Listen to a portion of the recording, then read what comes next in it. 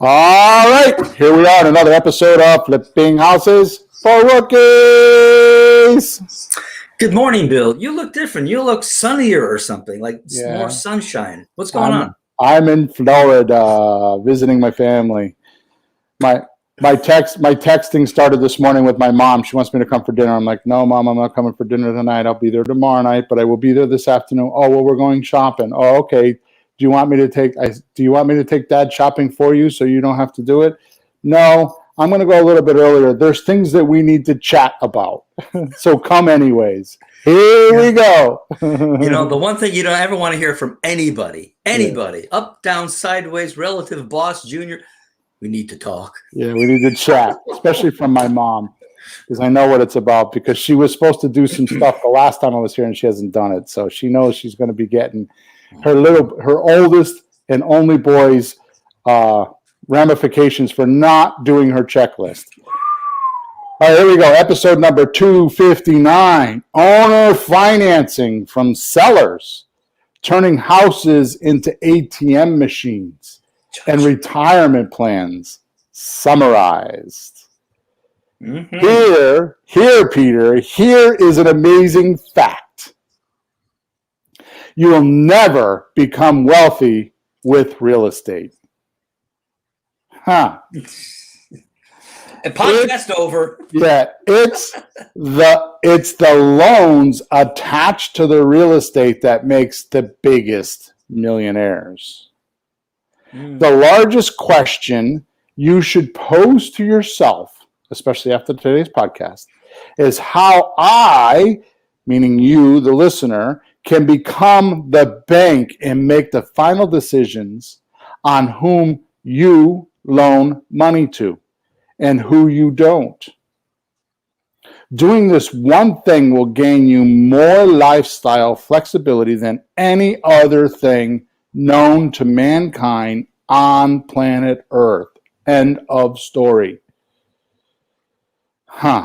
And if you have one little fleeting thought or curiosity you would like to be financially free without debt, having big retirement, and without and a stressless income, this podcast is going to hit home for you. Here, Bill, myself, and Pete, the rookie, will show you how getting seller financing does it. How seller financing is like creating your own bank with lots of dough to lend your buyers. Plus, how it can set you up for life by just doing a few of these per year. You don't even need a lot of them, just a couple a year. This is not a podcast to teach you all the nuts and bolts, so beware. Instead, what we're going to do is we're going to show you some what is a owner finance deal, its benefits, and why your seller plus your buyers would want to do these deals. But before we start, realize this: simplicity lasts the longest anywhere and makes the most amount of money. Simplicity. Making it simple is what lasts the longest. So before we get started, I got to do my housekeeping so I don't get reprimanded later by my staff, mostly Emma. So we record this podcast every Thursday morning, 9:30 a.m. Eastern Standard Time. And when we do that, we live stream the podcast, so you can actually watch it on YouTube or you could watch it on Facebook. While you're there, if you just go at 9:30, between 9:15 and 9:30 on Thursday morning, you can log into Facebook or YouTube and you just type in Flipping Houses for Rookies and you will find it there. And underneath the video, you can ask questions. There's comments or chats where you can actually send us questions. I see them on a screen in front of me. So if you have questions while we're doing the podcast, as long as the question is pertaining to the subject of the podcast, because I've had people come on here and ask me about deal structures and things like that, and I just don't even comment on them because I'm not doing that. That's for our monthly meetup, which is the third Wednesday of the month. If you want to learn deal structuring, we do a free meetup. If you go to flippinghousesforrookies.com, on the front page, there's a button you can get registered for that free meetup. Or if you're on my email list, I send enough emails every month that you can't miss it. Okay. Also, make sure you subscribe to the channel you're listening to it on, so you know when we're recording, and or like us if you can. You leave us a testimonial. If you go to flippinghousesforrookies.com, there's a testimonial page there. And then lastly, in your description of wherever you're listening to this podcast, there's a link there, and that link changes about every 5 or 6 weeks. Currently, right now, it's a survey, and then a free one-on-one consultation. I think that's going to go away the next podcast or the one after that, and we're going to start showing you how you can get access to the deal hunting, the automated deal hunting machine, which is the software we use to actually find deals. And I'll be putting that link in there pretty soon. Okay, enough of that, Pete. So here we go. Here's my question for you and my listeners today. Okay. What would you prefer to receive? $1 million today, or a penny doubled every day for the next 30 days? That's an old one. I know. Option 2. Yeah, you heard it. Option 2. Most prefer the 1 million. However, that is not the choice, and here is why. If you double the penny every day for the next 30 days, it turns into $5,368,709.12. Wait a minute, in just 30 days, that fast? Yep. Oh, that's a good one. $5,368,709.12. Now, when you're flipping pennies, 12 cents makes a difference, right? Yeah. Anything does. Gee, Bill, can we do this with nickels? Yeah, exactly. All right. So this little example, which is an old example, I didn't make it up. I've just heard it, and I went and did research on the internet. I tried to figure out who came up with it, but I couldn't seem to find it. Mr. Google was not being pleasant with me about that, so I didn't get that. But it's not my analogy; it's someone else's. I'm just here using it as a point. This little example falls into the same fold as the story of when Albert Einstein was once asked, supposedly on his deathbed, but there's conflict of that story. Albert Einstein was asked once what man's greatest invention was, and he replied, compound interest. I mean, you would never expect that from Einstein. You'd think it'd be something scientific, nothing financial or monetary. You wouldn't expect that. Oh boy. Exactly. And that's an old one too. I mean, most people have heard that, but it's very apropos for our podcast today because of what we're going to talk about. So to be fair, compound interest is a wonderful thing when you're earning it. Mm-hmm. But if you're paying it, it racks up your payments without principal reduction, and it often doubles or triples them. So let me show you this. Let me show this to you in a real example, but I'm going to sneeze first. Okay. Excuse me. Thank you. So if anybody doesn't know what compound interest is, Bill's going to kind of explain it, but it's like it's a term. Compound interest. I wasn't going to explain it, but go ahead if you think you could take a stab at it. I could do it if you want. No, I said you would. Oh, okay. You thought about it longer than I have. So here's what happens. What compound interest means, and it ties into the definition of an amortized mortgage. Mm-hmm. They're very similar. The one initiates the other. So the amortized mortgage is initiated from compound interest. So if I were to borrow $100,000 from Peter today, and I were to pay him $1,000 in 30 days from now, the first thing you need to realize is that I can't charge interest to Peter until he uses the money. That's a banking industry law. Mm. So that's the reason why you always pay 30 to 45 days after your closing or after your loan, because the banking industry says that I have to give you the opportunity to use the money before I can charge you interest. Mm-hmm. Now, why is that important to us? We're not the bank. Well, I'll tell you the reason why. is like I'm going through a transaction right now with a subject to deal. And so if I were to close on that deal, let's say July 1st, there's a mortgage payment due on July 1st, right? Mm-hmm. Well, that mortgage payment is actually from June's occupancy. Right. So I would explain to my seller, well, remember when you first got your loan, you didn't pay for 30 or 45 days? Yeah, it was really sweet, right? Well, it's catching up to you right now. Mm-hmm. So they would have to pay the July 1st payment. So that means I don't have to pay until August 1st. So it gives me 30 days to show the house and do what I got to do.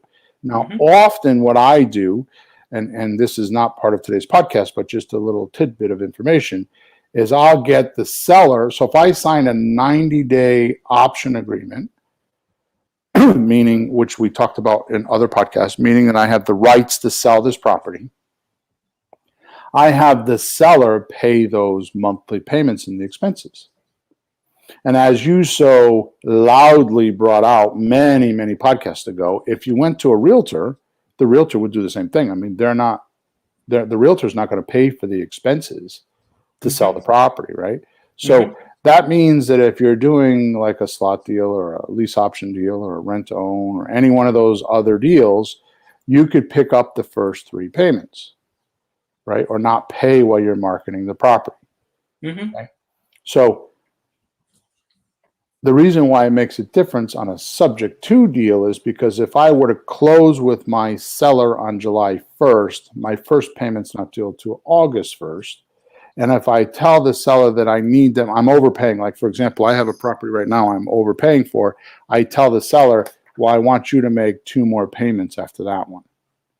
So I'll get 3 payments. Not always. It's about a 50% ratio because sometimes I push it hard, sometimes I don't. I'm a little weak with it lately because I just, whatever.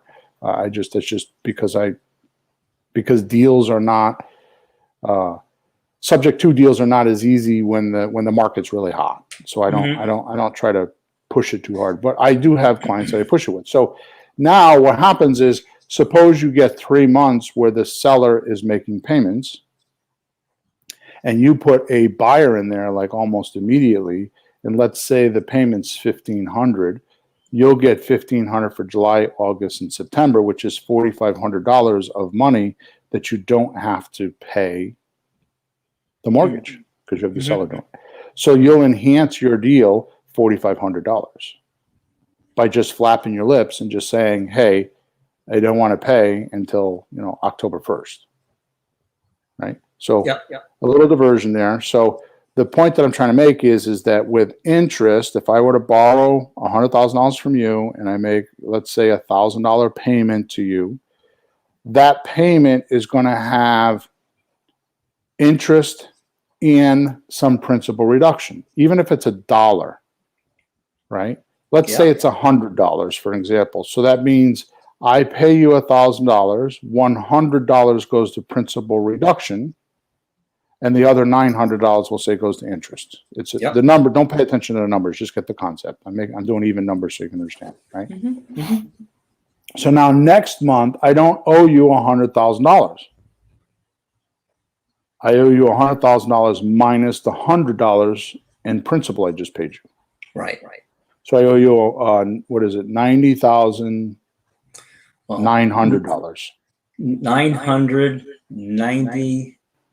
$990. Yeah, something. 9990. Yeah, $99,900. Yeah.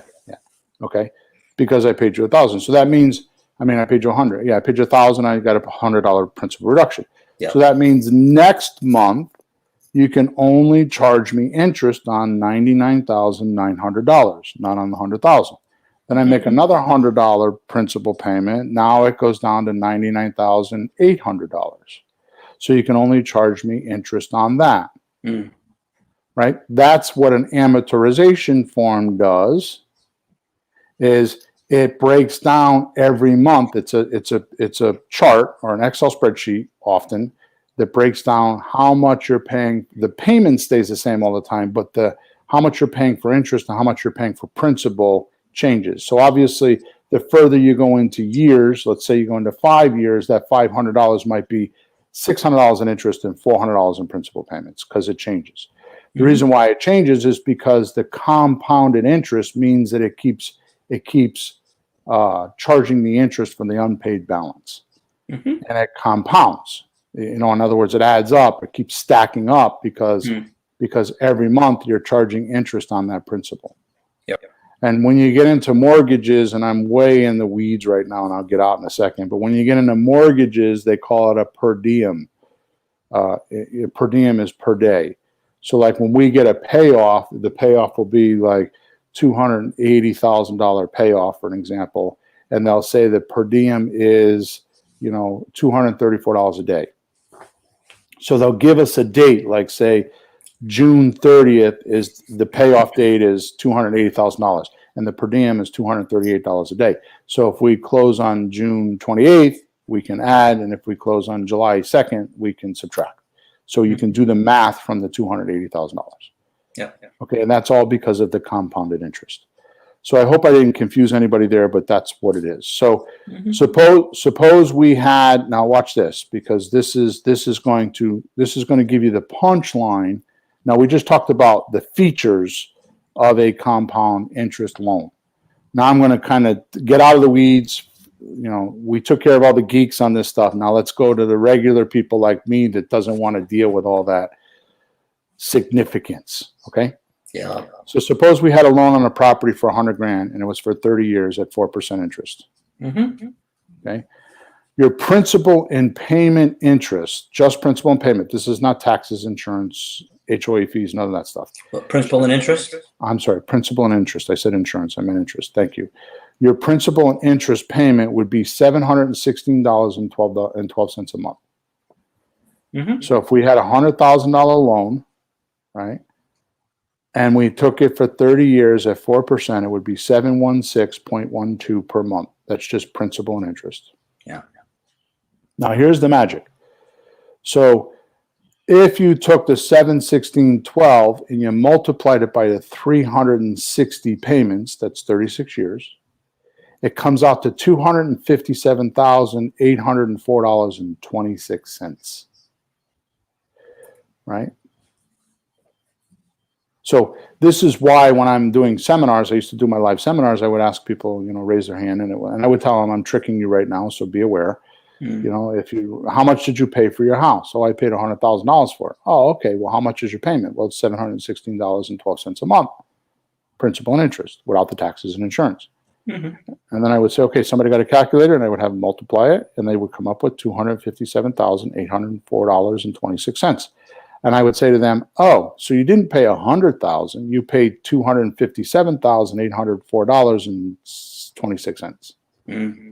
Right? So it's like this hidden thing that the banks don't want you to know, because if you go 30 years, which by the way, the average mortgage only goes 7 years.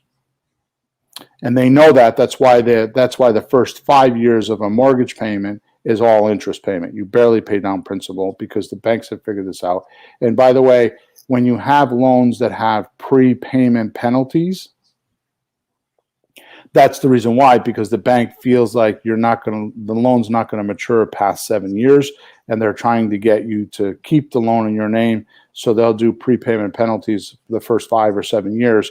In other words, if you cash out early, they'll make you pay, $2,000, $3,000, 3%, 2%, whatever the number is. It's not as common these days, which surprises me, because when interest is low, they usually charge that money because they're not making a lot of money on the money. But prime rate, which is the prevailing wage that sets all the interest, that's what the government sets, is prime wage. They set the pace for whatever, because then, like prime rate might be 1%, the bank will be allowed to charge 2.5% or 3%. Mm-hmm. It's how they make their money, right? And the loans don't go 7 years because people just sell the house and move. Mm-hmm.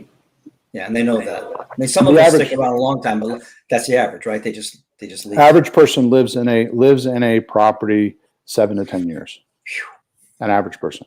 Those are just statistics. That's of course over 10 bazillion people that live in the world, or at least in the United States, anyways. Yeah. So you're paying 2.5 times more than what you pay, which is why, like I say in the seminars, I ask the attendees and I make this point. And if 100K, like in my example, they'll say 100K, and like I said, they'll show that they pay $257,000. So that's clear, right? I've cleaned that up enough because it just did a lot of numbers. Okay. Yeah. Yeah. Why am I babbling about this on this podcast today? Why am I talking about the pennies doubling, and I'm talking about principal and interest, and how the banks charge it? What does that have to do with owner financing? This is an owner financing podcast. This is not about bank loans, right? So it's because I'm getting ahead of myself. So let's just back it up. All right. First, let me explain what is an owner finance deal. And then we'll tie all this back into the magic of how you're going to turn these deals into your own bank. Imagine that, Pete. Pete's First National Bank. It should be Pete's Hit National Bank. Baby. Yeah. Right. So owner financing and seller financing are synonymous. In other words, they mean the same thing. They're just two different types of words. Actually, they're more than synonymous. What is the other word? Homonymous? No, that would be like the same word. I mean, it's just an owner is going to sell it. So it's like, it's an oxymoron almost. There you go. Yeah. Is going to sell it, but the owner sells it. So you can call it the owner selling it, owner financing. So when you hear owner financing or seller financing, it means the same thing. It's just different parts of the country say it different ways, right? So, but just realize that. So seller financing happens when the owner of the property, not the seller, the owner. There's a difference there. So seller financing happens when the owner of the property sells the property to said buyer, and the owner agrees to take payments, most often monthly payments, instead of receiving the sales price in cash. Now, I put monthly payments because I have had deals, a few, probably I want to say 3 to 5 deals in my life where I didn't pay monthly. I paid quarterly. One time I paid annually. Because the people didn't want, like, for example, one of my private lenders does not want monthly payments. So I'll take the month. Like, I just took some money from him, and I set him up for a year. I'll probably have the money 9, 10 months, 11 months, whatever it may be, right?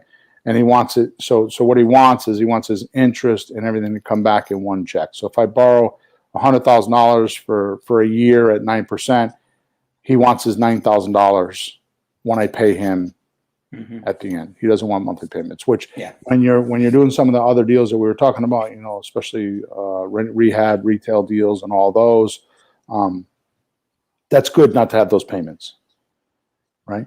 Now, I'm going to divert again, which I shouldn't because I'm lengthening this podcast where I shouldn't be, but I just want to tell you another trick. And this I do not advise you to do unless you are experienced and healed. But lately, what I've been doing is I don't even on my flips, on my my rehab retail deals, I don't even pay the taxes. So used to be every 6 months or whenever the taxes were due, I would put it in my numbers. Like, suppose our taxes are common, we'll say are $3,500 to $4,000. So I would need to have $1,700 or $2,000 in 6 months to pay the taxes.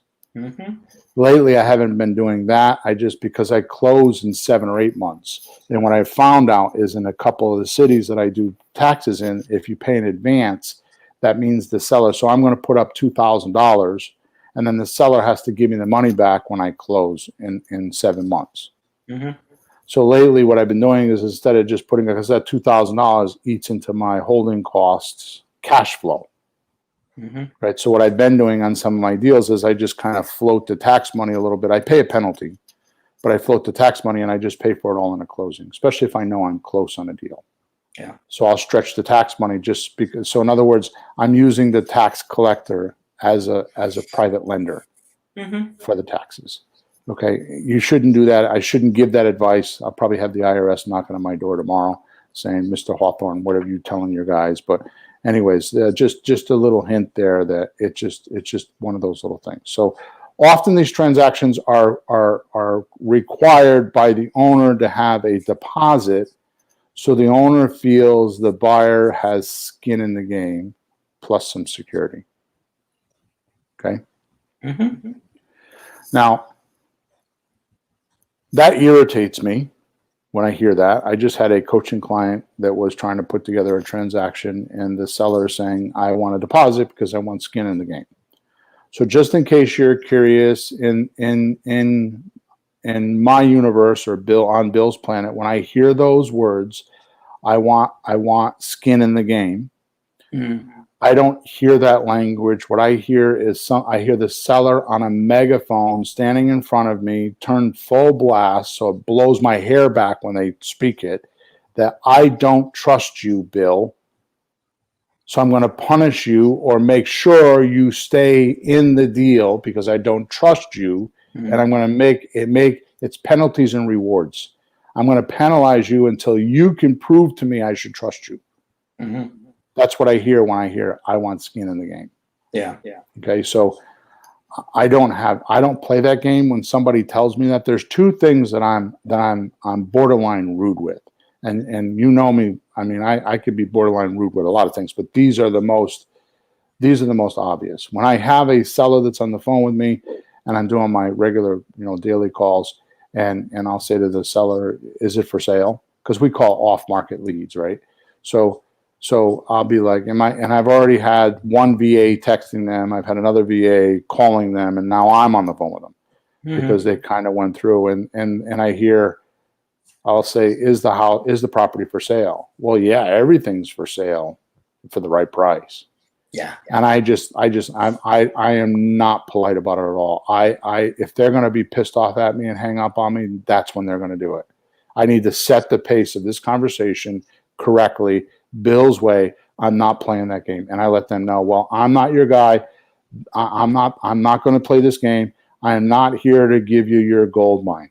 I'm not here to give you the pot of gold at the end of the rainbow. I'm not going to accept that. If you want to sell the property and you're willing to give me monthly payments or give me some sort of a discount, we'll continue this conversation. If you're not interested in that and you're looking for your payday, I am absolutely the wrong guy. Go put it on the market and do all the hard work yourself. Don't give it to me.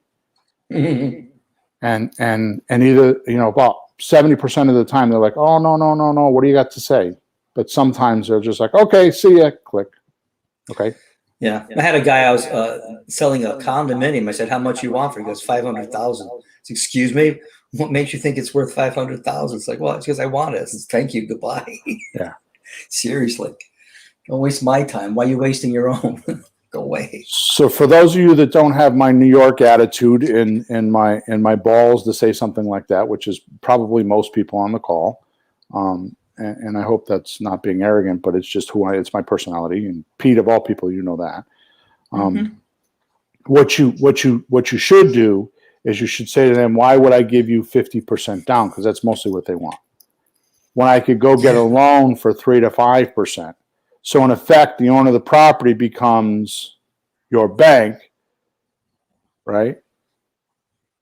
For 50% down. It's like, why would I want to do that? I can go to the bank and do that. Well, why don't you go to the bank? Because I'm a creative real estate investor and I can only have so many loans in my name. Why your property, there's not enough of a discount and there's not enough of an upside. There's no add value to the property. So why do I want to go stuff up my credit score or anything like that so that you can get what you want? What about what I want? Because sellers don't, when they're asking for their price, they're not thinking about how you're going to get the money. They're not thinking about you at all. They're just thinking about what they want and what they're going to do with their money, and that's it.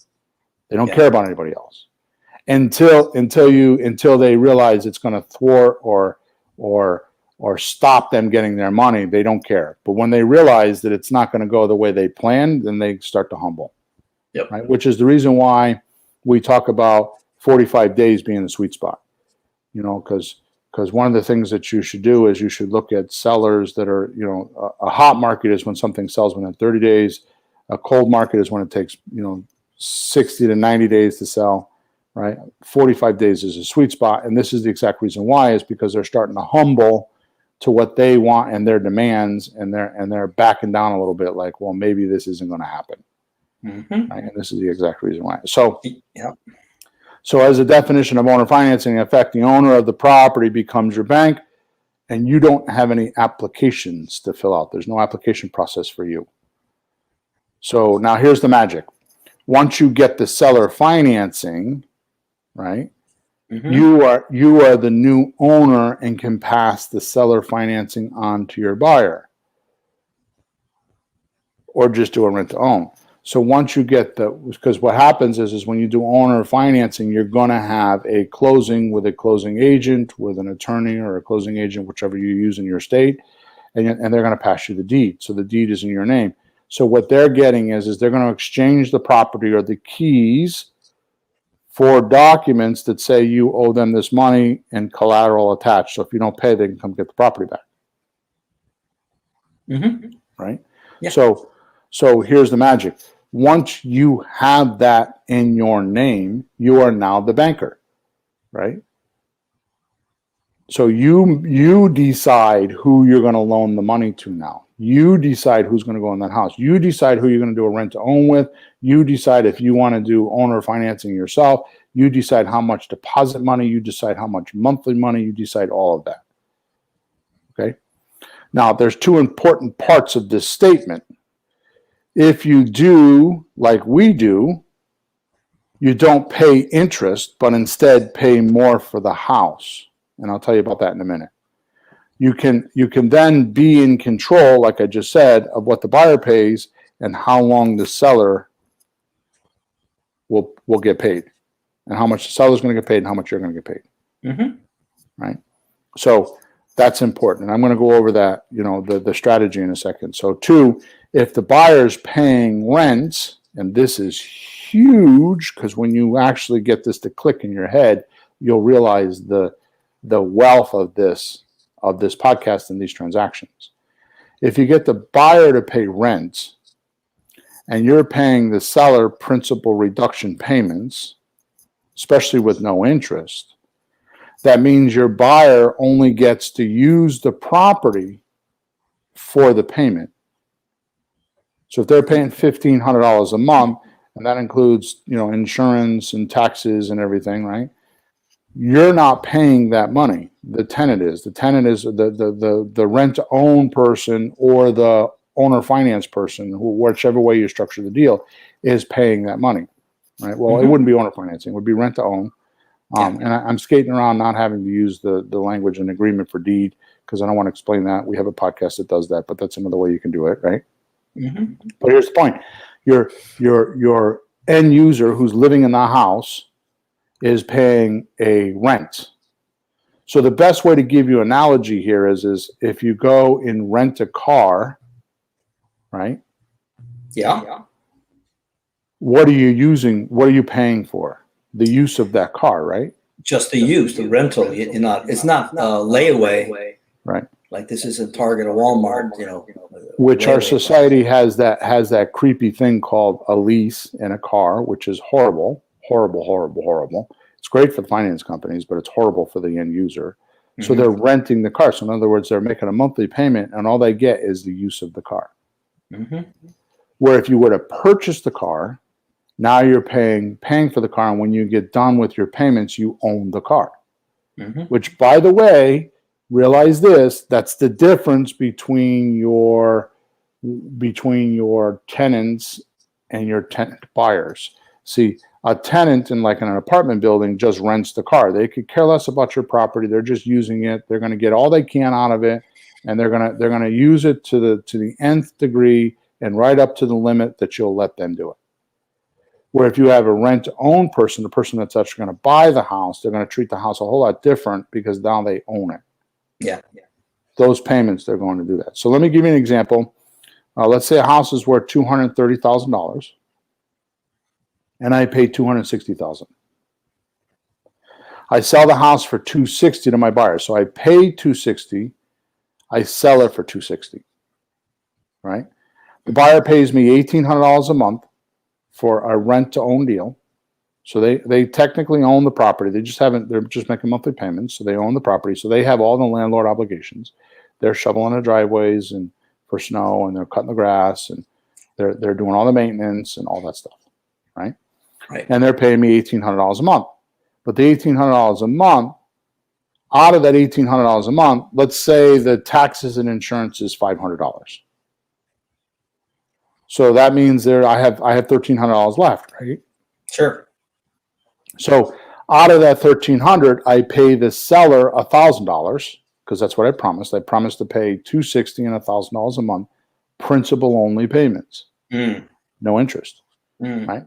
So I pay the seller $1,000, and then I have $300 a month left over for cash flow.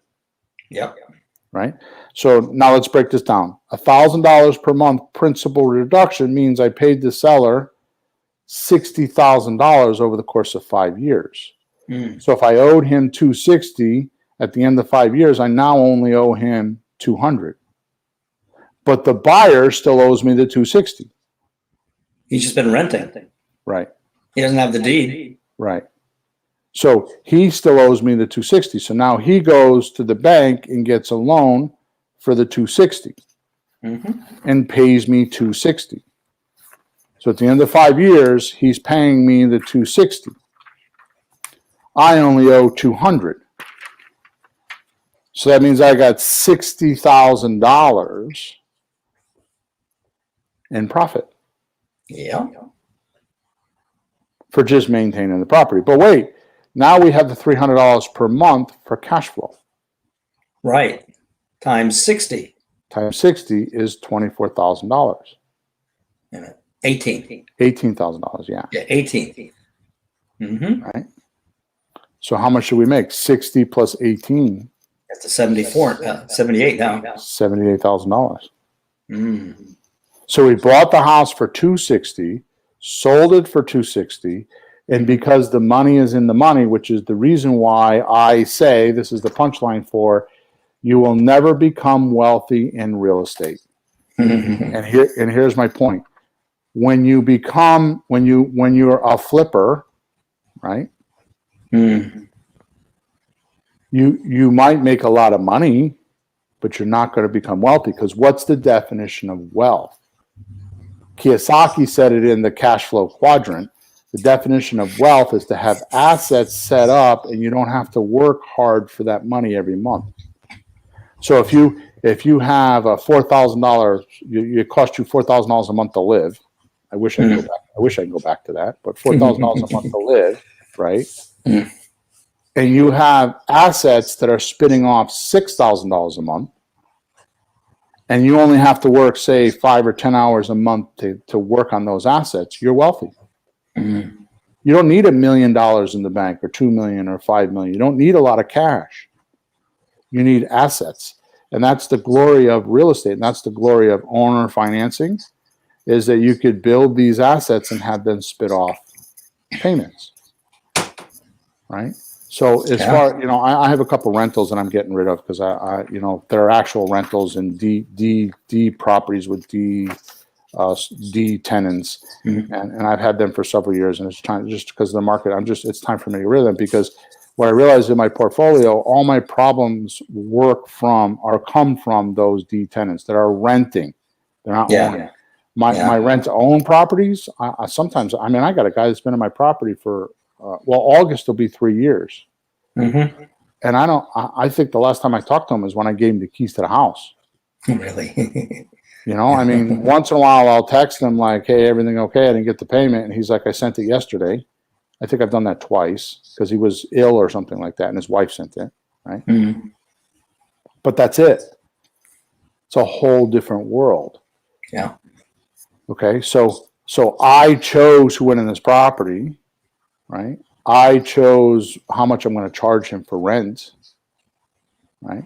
But if you stay away from the interest conversation, you'll stay out of the banking industry, and you'll be able to decide who goes and who doesn't. Right? So let me just do that again. I bought for, now wait a minute. I paid $30,000 over the price of the house. But if I bought the house conventionally, I would have paid 2.5 times that. That's right. So I would have paid what, 600 and change, 700? 7, yeah, 7 in the long run, sure. Right.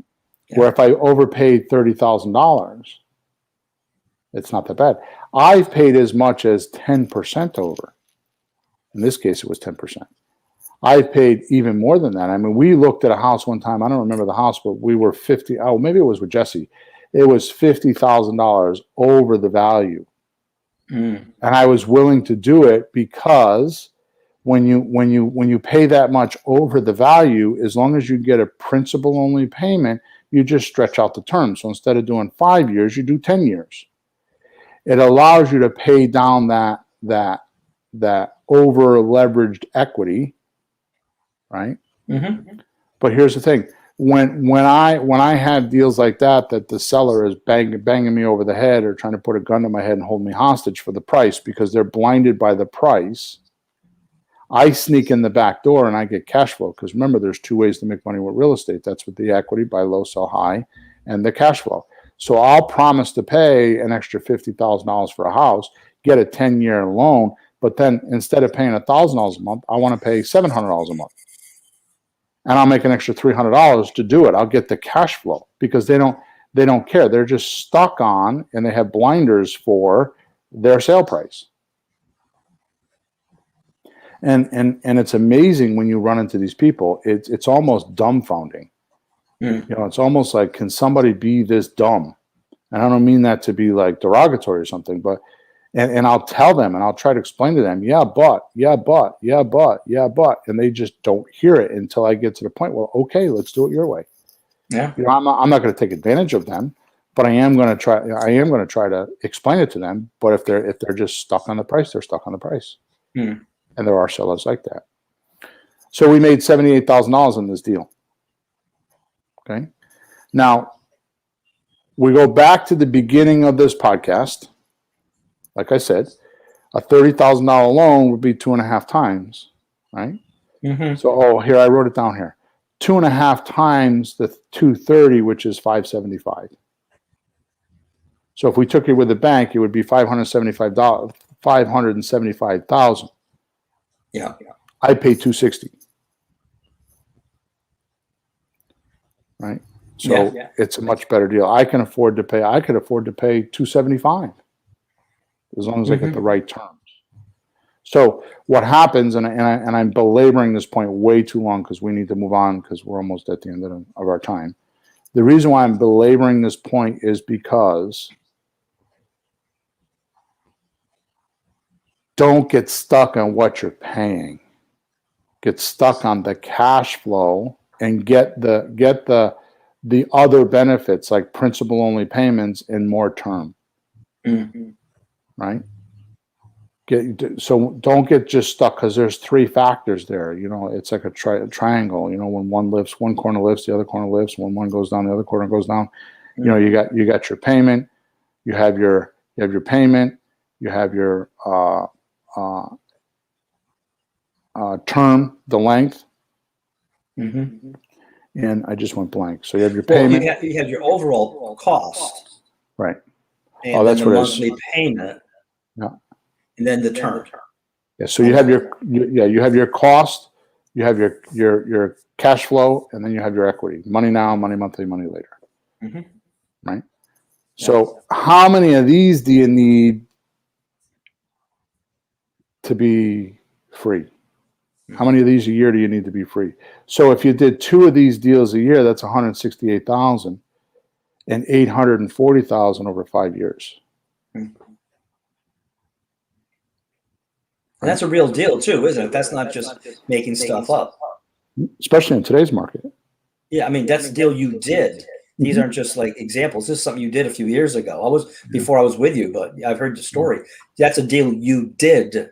It's a real one. It's not a hypothetical if. It's a real one. Yeah, it was in Meriden, Connecticut. I forgot the address. I could picture the house in my head. And it was a gorgeous house. I did nothing to it. Yeah. All right. So let's buzz through the benefits. So we obviously know what it is, and we obviously know why you would do it, right? Mm-hmm. So let's buzz through the benefits and why you would do these deals, because they're kind of similar here, okay? So for you, the real estate entrepreneur, here are your benefits. The biggest one, and I could stop with this one, but I won't. No bank loans. You're getting your seller to finance you, aka seller financing. Obviously, it's interest free, right? That's huge, though. That's, you can get a mortgage calculator on your phone. I've got one. And if you just did any of these examples Bill is giving, or just anything you're looking at buying, put the mortgage calculator, just punch the numbers, and it's not complicated. It'll show you in 1 month, the principal reduction is very small and the interest is very large. Right. If you get the payment just principal, at the end of the year, you're not getting ahead $500 or $1,000. You're getting ahead thousands of dollars, a lot. So I have, pardon my French, for those people that have sensitive ears, pause right now. I have a wicked hard on right now, and I have for about a year, to be in the Midwest, which is why I'm deal hunting in Akron, which is not going as good as I planned. I got to figure that out. But the reason why is because those houses are $30,000, $40,000, $60,000, $80,000. I buy them for it. I can sell them for $130,000, $150,000. Reason why is because when I do these owner finance, because I'm 57, soon to be 58 years old. And the reason why is because I could set these deals up in 6, 7 years, have them paid off, and have a bunch of free and clear houses. Yeah.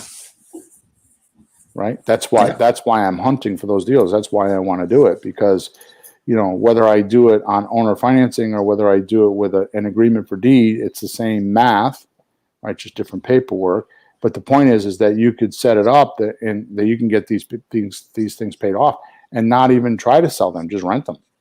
Yeah. Right. Or do rent to own and put long-term leases on them. So instead of doing 2-year leases, do 5-year leases. Right? Because we know that 1 out of 3 people will cash us out. So in this case, we're going to roll the dice and hope that nobody doesn't cash us out. I've got deals. I got a deal with my partner, my ex-partner, that I did, 20 years ago. I don't know how, maybe 18 years ago. And I said it and forgot it. The guy pays weekly. I paid $94,000 for this house, and the guy's been paying us, I think, $1,400 or $1,500 a month. Do the math. I did a lease option, and I set it and forgot it, and the guy just pays every month. And every 2 years we go in and we get a certificate of occupancy from the town. Right now he's in trouble because his wife passed away and the house is a wreck. But we own that house free and clear now. How did you buy that one? Subject to. Okay. All right, good. So no bank loans, no interest. You get the deed, and that's powerful. Okay, so you get quick principal reduction because it's free and clear, which we talked about, right? Which, by the way, it doesn't have to be free and clear to do owner financing. There are other ways to do it. If the equity is enough, you could still do this, but that's for another conversation.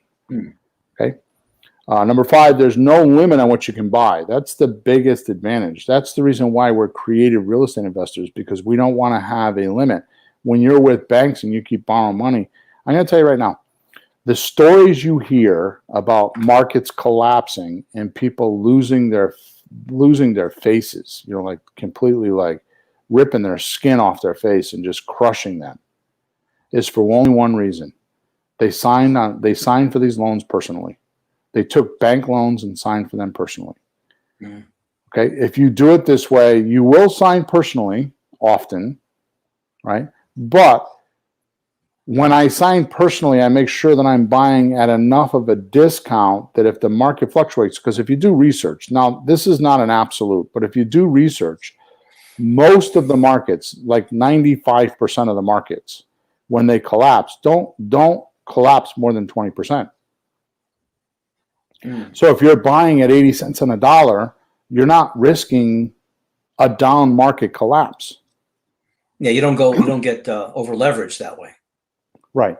Now, I'm not saying that every market's like that. There are a small percentage, like Vegas and Florida often go more than 20%. Sometimes they'll go 30%, but it's not going to put you out of business. Because even if the market goes down 20%, the rent or the rentable market value is not going to go down 20% too. So you just let it cash flow until you work your way and let the equity come back. Yeah. Just work your way through it. Yeah, it's like when stocks crash, don't sell them. Just wait, comes back. Right. So if you're afraid of real estate losing your skeleton because of it, just make a rule that you won't pay more than 80 cents on a dollar. Especially right now, with the way the market is, you don't want to pay 90 or 100% because that number's already inflated. Yeah, we're high now. It's not going to go higher. It can only go lower. Right. So number 6, you make the rules for the buyers. Number 7, which we don't talk about because I've just recently started talking about this because I want to make sure that people understand that when you're on Bill's Planet, there's some things we talk about and some things we don't talk about because they're not worth talking about. But there's actually 4 ways to make money on real estate. Excuse me. That's appreciation, depreciation, equity buy low, sell high, and then cash flow. Mm-hmm. We don't talk about appreciation, depreciation because those are added bonuses because appreciation, depreciation have everything to do with the environment and the market value. So I don't talk about them because sometimes you have them, sometimes you don't. Yeah. But you don't want to count on it, but if it happens, like now we got crazy appreciation, take advantage of it. Exactly. So bonus. Exactly. So when you have the deed in your name, you get appreciation, depreciation. I'm going to tell you right now, the best thing in the world is to have houses in your name. You made a comment to me. I'll never forget, like a month or 2 ago, you came to me and you were like, I was on my back deck and you and your wife came in and I just did my taxes. And I remember your comment, Jesus, it seems like the more money I make, the less I pay in taxes. You know what I mean? I swear I'm making more and it's more real estate than like my music lesson stuff. Right. And my monthly payment, it keeps shrinking. It's half what it used to be. Right. And my accountant isn't Guido with the nose. He's a regular guy. So I like it. It's because of this appreciation thing. I'm sorry, depreciation thing. The depreciation, because you get to write off the right things and the tax system is set up for that, right? Yeah. All right, good. So here's another one. Number 8, you can use the equity for your fix and flips. So if you get properties and you pay them down, instead of the seller, instead of the buyer, because the deed is in your name, right? So instead of the buyer giving you the equity, you can leave the buyer in there and just go get a home equity line of credit on it and just let the buyer keep making the payments. And you take, even if the mathematics don't make sense. Like, for example, if you had a property that you got $100,000, it's worth $200,000, you got $100,000 loan on it, we'll say, right? And your payments, you got like a $300 a month positive cash flow, we'll say, right? Yeah. Which again, these numbers don't jive because they're just giving you an example, right? Even if you went and got a home equity line and you got $300 and it cost you $300 a month to get that home equity line, which puts the property at 0 profit, you don't do that because what you do is the $100,000 you're going to use that property for the next property, you make that property pay the $300. So you don't disturb the property that the home equity line is going to be on. So if you're going to use that money, whatever you're using that money for has to pay for the cost of that money. Right, because you're only doing a loan like that to make more money by reemploying it some way instead of letting the money sit as idle equity in a property. Right. Use it. Like I've used my equity in my home and I've made nice fat chunks of money instead of just having it sit there. Exactly. Use it. Exactly. All right. So you could do that, right? And then obviously the last one is retirement funds. If you just let these things pay themselves off over the course of 10, 15, 20 years, all you need, how many houses do you need? 3, 4, 5, 10. How many houses do you need paying you monthly income if you don't have a mortgage to sustain your lifestyle? Yeah. Right? How many do you need? Yeah. Mary and I just did a little analysis of our finances, paid a lot of debt off. There's like almost none left. And Social Security, we need very little on top of that just to break even. And then anything after that's gravy. So we're close to this like kind of neutral kind of level. It's really like very little that we need. It's amazing. It's very liberating. It's very liberating. Bill, don't tell anybody. Don't tell anybody. Yeah. I'm taking the summer off. Yeah, I know. Yeah, which we should probably announce. You're going to go off and do a religious retreat thing, and I'm gonna we have to figure out who's going to do the podcast with me. I'm hoping my daughter will do it with me, but we're going to lose Pete for a few months. So, anyways, seller, the benefits to the seller. Okay, obviously they get a quick sale, right? They have no or very little closing costs because we absorb a lot of those, right? They get top dollar. They're going to get more than what the house is worth if they push us, right? It saves in capital gains tax. That's a huge one. Because if somebody's not living in the property, if they're living in the property, capital gains doesn't mean anything. But if they're not living in the property, they have to pay capital gains. And right now, that's somewhere in the vicinity of 20%. And if Mr. Biden has his way, it'll be 40%. Which I don't think he's going to get away with it, but he's trying, right? My problem is a lot of guys are like, they tell me, well, he's not going to get away with it. Well, they're so sneaky. They're having sessions. Why is the House and the Senate?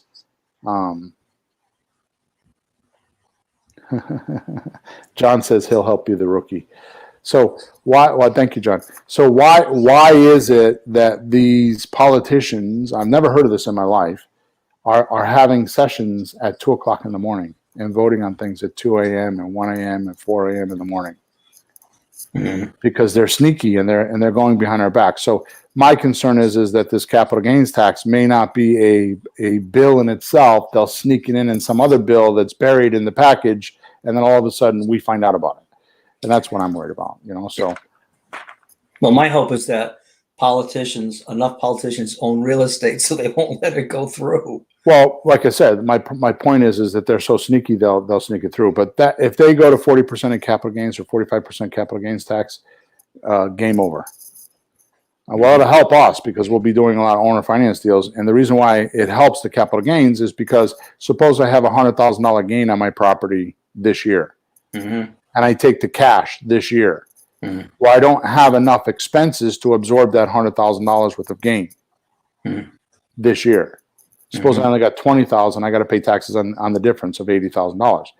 But if I were to take that $100,000 over the course of 10 years, now I have 10 years worth of expenses to apply to that $100,000, and I'm going to keep the money instead of paying it to the taxes. Right? So that's the biggest gain. There's other ones too, but that's the biggest thing. So I'm going to tell you, when you're dealing with people that have, like we deal a lot with out of area owners.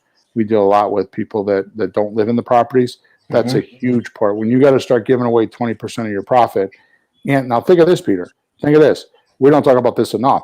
It costs 12 to 15% for a realtor in regular realtor costs. By the time you pay the realtors and all that kind of stuff and all the other fees, right? To sell the house, the negotiating, the repairs, the closing costs, all that other stuff, right? On top of, let's say you pay 10%. Let's say you're really good and you only pay 10%, which I've never seen. I just did a closing the other day and I paid $18,000. I just did a closing. I think it was 200 and 40? I forgot. Yeah, 240,000. Yeah, something like that. It was $18,000 for closing costs, and I feel like I'm pretty clever at keeping those down. Yeah. Okay. So here's my point. You pay 10%, and then on top of it, pay 20% for capital gains. That's 30%. That means that if the seller is selling for $200,000, 30% of that, which is $60,000, is going away for closing costs and capital gains. So they don't start making money until $240,000. So what happens if they only own $240,000? Or what happens if they only owe $200,000? They're not making $100,000. They're making $40,000. This is huge for the right sellers. So owner financing is a fantastic thing. Those people that know what they're doing, listen to that a lot. That's what I'm telling you right now, which is the end of the podcast, and I'm fluffing over it. That is a huge negotiating tool. Okay. Also, go ahead. One other thing on capital gains, after the first year, it goes down, doesn't it? The rate? Yes. So when we hold properties for more than a year, because Yes. we have a tenant in it, doing rent to own, as soon as you pass, because we just did it on one of our 3 families, we went past that first year. Yep. So the capital gains came way down. So just by stretching a little, just waiting, Well, it's like investing, you get more. Patience. We pay about, I think we pay about 38 because of our tax bracket. We pay about 38% on the flips. Mm-hmm. And then if it's past a year, it's like 16 or 18%. It's a big difference. Yeah. All right. Anyways, we need to get out of here. So the next thing is capital gains tax. Okay. Income. They get income without the landlord obligation. So every month they're getting a payment. They turn their mailbox into an ATM machine. Mm-hmm. Okay. There's no repairs or fix up when they sell. We'll do all of that. Right. There's no realtor, obviously, which a lot of people like that. You'd be surprised at how many people want that. Mm-hmm. There's no buyer. There's no buyers tramping through the house. Right. There's a perfect predict on the sale and money to the seller. So when we do the transaction with them, they know when, where, how, and why. There's no guessing. You know, there's no bank in the background or somebody else telling us what we can or can't do. And then, of course, for them, there's no more liability. That's probably the number one thing that I hear. I just want to walk away from it. That's when I'm talking about my terms, deals, and paying monthly. I'll hear way too much. I just want to walk away from it. Yeah. I don't want to do any of that. I just want to walk away from it. And they're willing to take a significant discount just to relieve themselves of the liability. I have a coaching client right now that's doing a deal. Reason why they're doing a deal is because they put family in there, and the family's not paying them, and they don't want the friction of in the family. So we call good cop, bad cop. That's the strategy, good cop, bad cop. So yeah, they're willing to take a discount. They're willing to do whatever to shed the property. You go deal with my family. I don't want to deal with them. Yeah. And now they can be the bad guy. We could be the bad guy, right? Mm-hmm. And then lastly, it's out of their name, which I said is a big thing. Okay. Yeah. All right, cool. So we're a little bit longer than I wanted to go. We're a little over an hour. So thank you for being with us. Thank you for all the support. Remember to go subscribe to us wherever you're listening to us or hearing us. Make sure you click on the link in the chat so you go find out what the latest link brings you to. Also, remember that we are on Facebook and YouTube, so you can just go in there and type in "Flipping Houses for Rookies" every week. All the podcasts are there. You can listen to them there, or you can listen to them on your regular podcast channel. You're welcome, John. Oh, John Ramirez says, "Thanks, guys." Put that up here so you can see it. So go ahead and there it is. Thanks, guys. So make sure you leave comments. More importantly, I'm trying to get my testimonials up. So if you can go to flippinghousesforrookies.com, I'm trying to get over 100. We have over 100, but I want fresh ones on there. So we're close. So if you can go to flippinghousesforrookies.com, top right-hand side, hit testimonials, and you could leave a video or you could type it or an audio, whatever you want. That would be fantastic. I love those. Those are like a report card. And of course, in final, if you need any help with anything, if you go to flippinghousesforrookies.com, top right-hand side, you go to support. I answer all those support tickets myself. I get in there once or twice a day. It's never more than 24 hours. And I have people from all over the world, Israel and Australia and other countries I don't even know where they are, that send me support tickets. So thank you for all those people. Thank you for all the support. And we're over and out. Talk to you next week. Episode number 260. And I don't have the name of it yet, but I know it's going to be good. It's going to be about marketing. Oh, so that's cool. What we're going to do. Yeah. All right. Cool. Thanks, guys. Over and out.